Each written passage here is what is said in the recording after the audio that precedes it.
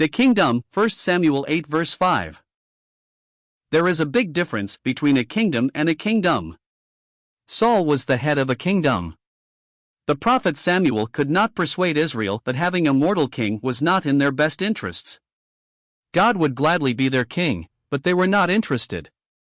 They needed to hear what Jesus told Nicodemus, that which is flesh, and that which is spirit. There is a spiritual kingdom, and then there is a kingdom. Now make us a king to judge us like all the nations, that we also may be like all the other nations. 1 Sam 8:5, 8:20.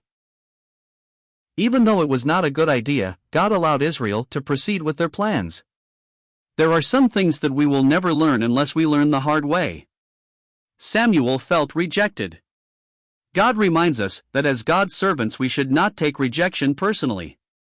God said, "They have not rejected thee, but they have rejected me."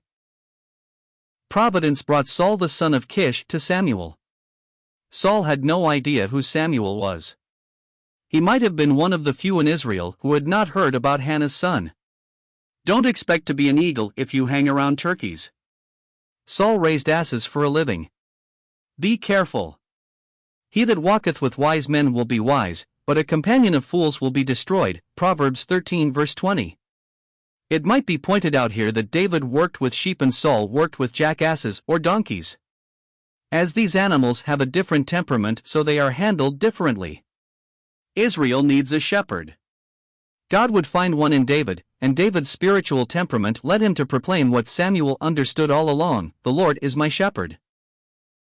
Saul, at best, was goodly. 1 Sam 10:2. There is big difference between being goodly and being godly. One is spirit and one is flesh. One results in finding the kingdom and the other, unless God steps in only finding a kingdom. ID